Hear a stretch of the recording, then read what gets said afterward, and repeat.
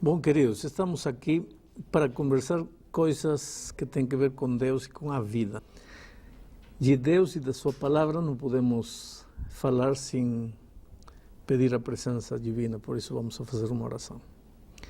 Querido Pai, ilumina nosso entendimento para compreender o estudo que faremos agora.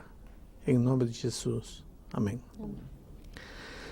Veja, todo mundo quer ser feliz nesta vida. Eu acho que sou um louco para não querer ser feliz. A pergunta é, se todo mundo quer ser feliz, por que não todo mundo é feliz?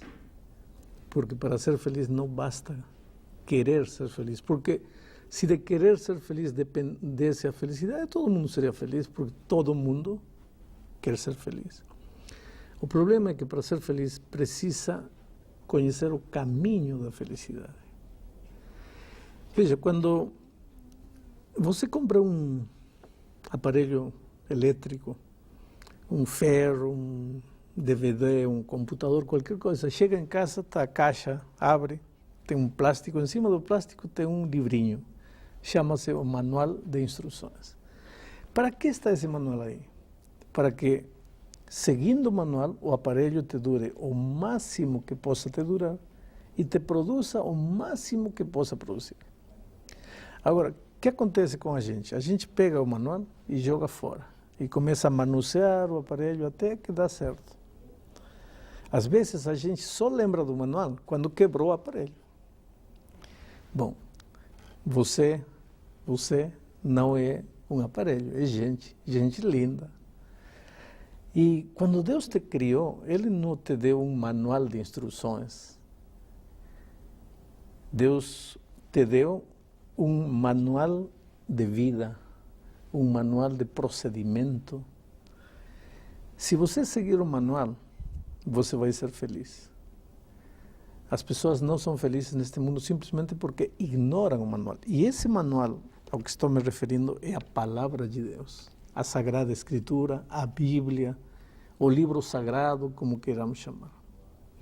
A pergunta é, por que acreditamos que este livro é a palavra de Deus?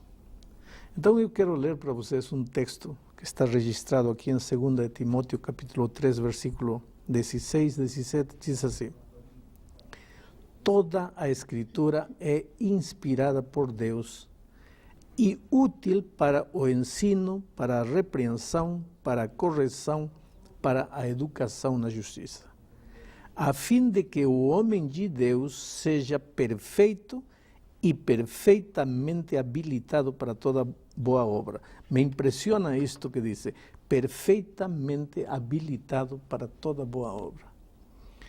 O dia que o ser humano aceitar que este livro é a palavra de Deus e tomar os princípios e aplicá-los à vida, ele estará habilitado para toda boa obra, para ser um esposo feliz, um empresário produtivo, um filho feliz, um ser humano realizado, enfim.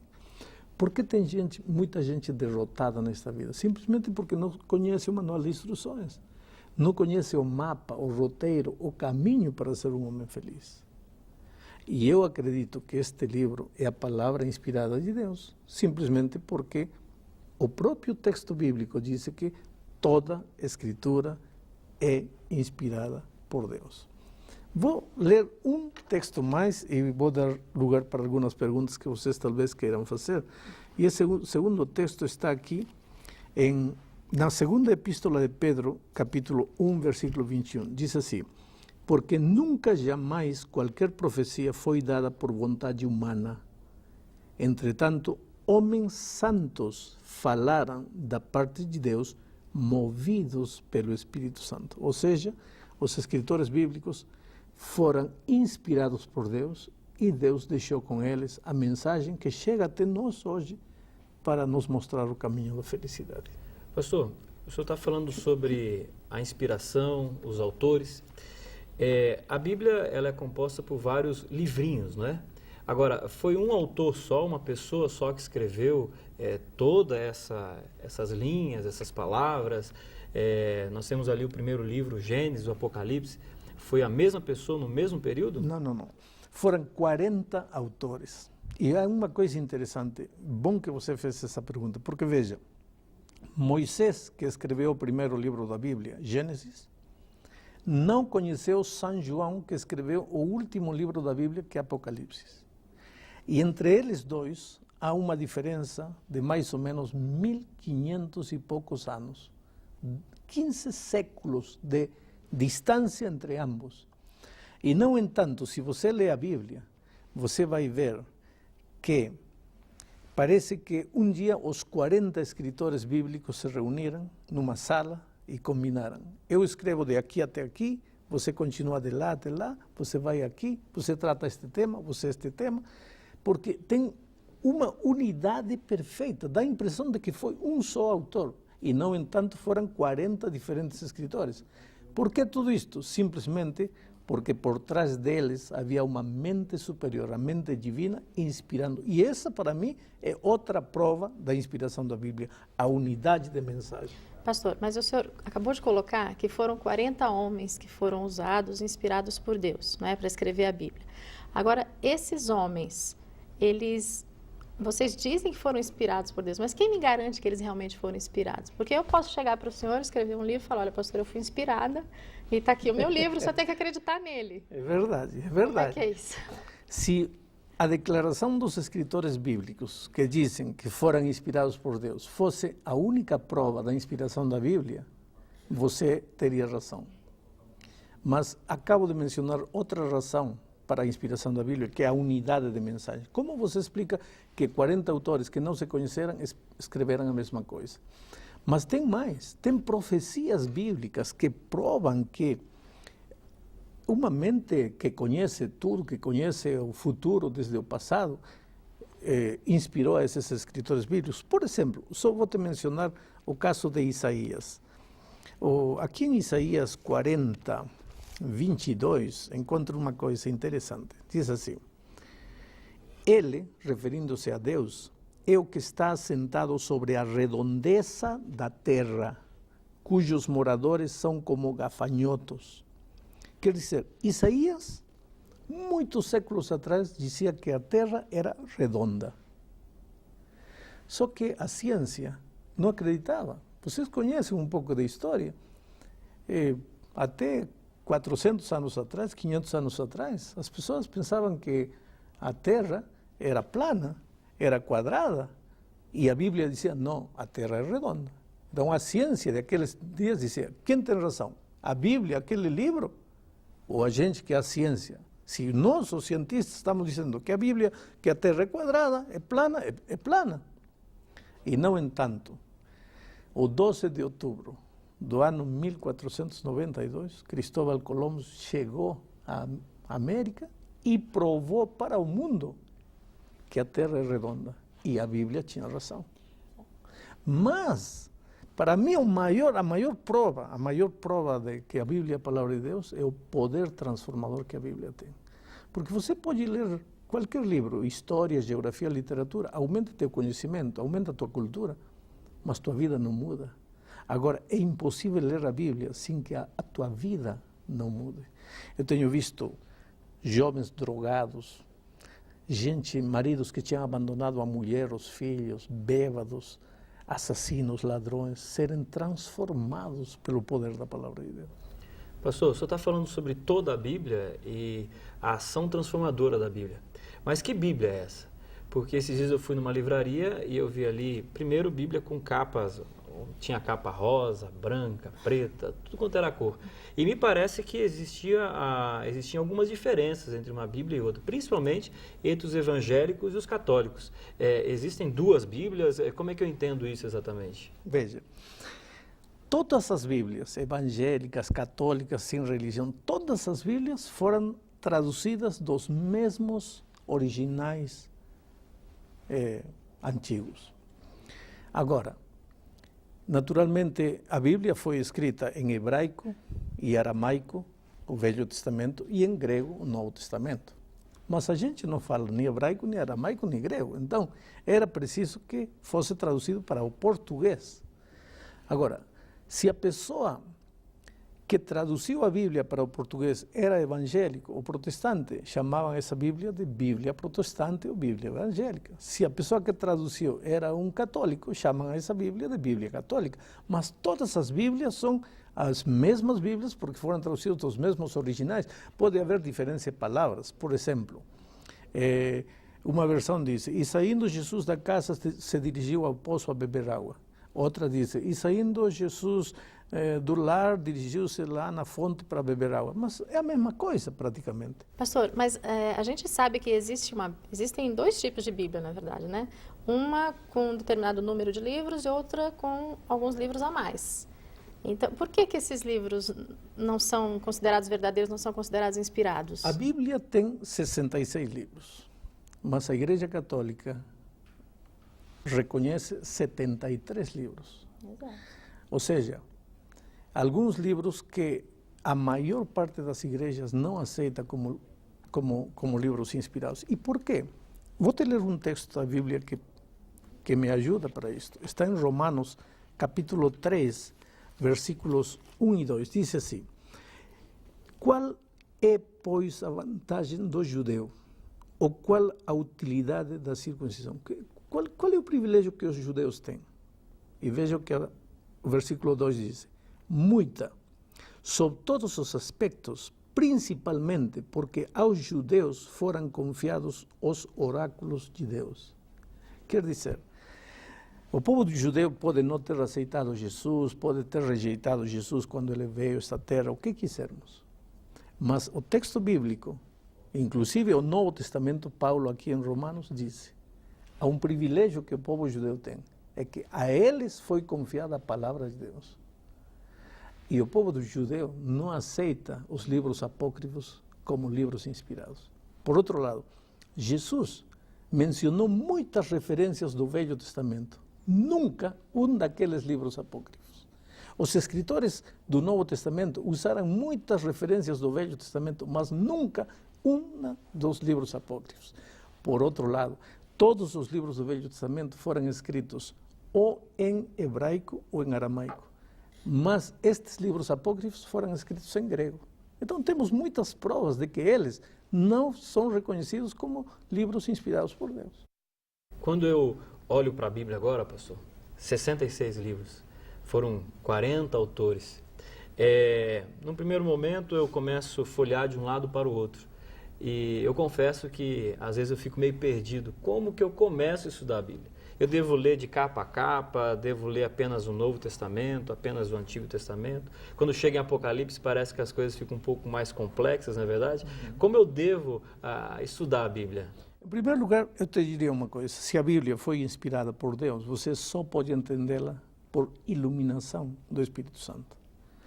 Então, antes de ler a Bíblia, antes de estudar a Bíblia, o que você tem que fazer é pedir ajuda divina, porque se você vai à Bíblia com uma atitude eminentemente humana, você não vai entender a Bíblia.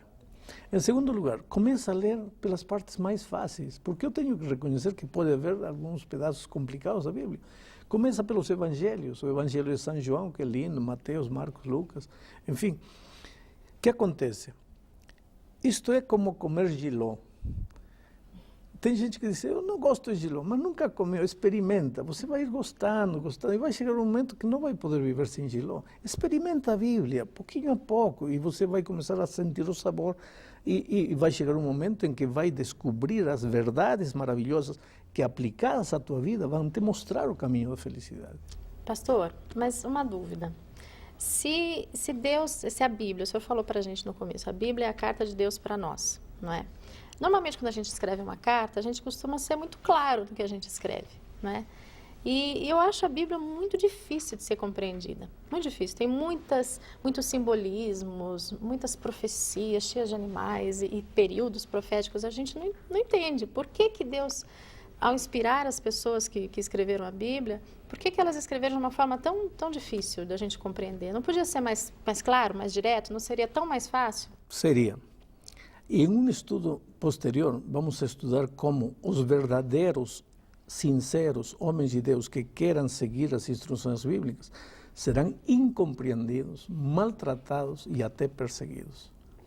Então, para não fazer a vida tão difícil àqueles sinceros filhos de Deus, Deus escondeu, não digo que escondeu, Deus como que disfarçou a sua mensagem para que unicamente os sinceros de coração compreendam a palavra de Deus. Agora, como que unicamente os sinceros de coração? Porque para entender a palavra de Deus, você tem que ir como uma criança, com desejo de aprender. Você tem que ir com atitude humilde, tem que se despojar de seus preconceitos. Veja, a Bíblia é um livro perigoso, e te explico por quê. Porque se você pegar um texto da Bíblia, um verso da Bíblia, você pode falar a Bíblia disparates que a Bíblia nunca falou. Por isso, para que a Bíblia possa ser entendida, tem que ser estudada dentro do contexto. Por exemplo, vamos dizer que eu estou falando com a Márcia e contando para ela, olha, quando eu estava vindo para aqui, eu vi 2 motoristas brigando e um deles agarrou o outro do pescoço e disse, olha, vou te matar. E você nesse momento está passando no momento em que eu estou contando para ele e digo, vou te matar. E você ouve sair da minha boca a palavra, vou te matar. E você sai correndo e diz, aqui o pastor Bulhão falou, vou te matar. Falou para a Márcia que vai matar a Márcia.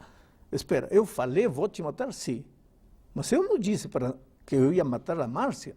Eu estava contando para ela uma história. Mas você pega a palavra, vou te matar, e anda dizendo, está escrito, mas não é isso que está querendo dizer. Para entender a Bíblia, você tem que ler o contexto, para saber o que o texto está falando. Agora vem uma pergunta que ninguém de vocês me fez. Por que com uma só Bíblia existem tantas religiões? Eu estava justamente pensando nisso, pastor, porque olha, tantas pessoas, justamente por ela ser muito complexa, cada um dá uma interpretação diferente. Como é que eu vou saber quem está falando a verdade? Aí que está, porque as pessoas pegam um verso, aqui diz assim, sim, diz assim, mas vamos ler o verso dentro do capítulo para ver de que está falando. Porque não é, diz assim, se você pega palavras isoladas, versos isolados, vai fazer dizer a Bíblia coisas que a Bíblia nunca falou. Por isso, para estudar a Bíblia, quer ver o que a Bíblia fala sobre graça, não pega um verso. Pega todos os versos da Bíblia que falam sobre graça. Quer ver o que a Bíblia fala sobre salvação? Pega todos os versos da Bíblia que falam sobre salvação. Não pode pegar um verso aqui isolado do texto e querer dizer a Bíblia diz isto porque não diz assim. Quando eu olho para a Bíblia, pastor, e de uma forma rápida, né? A impressão que me dá é que eu estou lendo um livro de história onde eu tenho o povo de Israel como centro. O povo de Israel realmente é o centro? Eu tenho que olhar para a Bíblia como um livro de história? Ou o que realmente é o mais importante de toda a Bíblia? Eu acho que o centro da Bíblia é o amor de Deus por você. Não por Israel, é pelo ser humano. Porque quando Deus criou Adão e Eva, não criou Israel. Adão e Eva não eram israelitas. Deus criou o ser humano e Cristo não morreu por Israel, morreu pelo ser humano. E quando Jesus voltar a esta terra, não vem para salvar Israel, vem para salvar o ser humano. É verdade que na Bíblia se menciona muito o povo de Israel, mas a Bíblia é uma carta de amor para você e para mim. Eu quero chegar ao fim deste estudo falando especialmente para você que está assistindo este programa. Veja, você é a coisa mais linda que Deus tem nesta vida. Ele ama você, Ele gosta de você. Ele gosta de você como você não tem ideia. Agora, você acha que Ele te criou e te colocou neste mundo e diz assim, agora você vire-se aí e tente ser feliz do jeito que você puder. Não. Neste momento, Ele conhece tuas lutas, conhece tuas dores, teu sofrimento. Se você está com o casamento destruído, com o lar desfeito, está desempregado, está machucado por dentro, ferido, condenado à morte por um câncer, Deus ama você, Deus conhece você. E te digo uma coisa, neste livro maravilhoso, Deus escreveu tudo o que você precisa ouvir hoje. Apesar que é um livro antigo, não foi só para os homens de outro tempo. Apesar que um livro antigo tem verdades maravilhosas para você hoje. E se você ler a Bíblia, você vai ver que Deus vai abrir seus olhos para uma dimensão da vida que você ainda não conhecia. Que Deus te abençoe e te cuide sempre.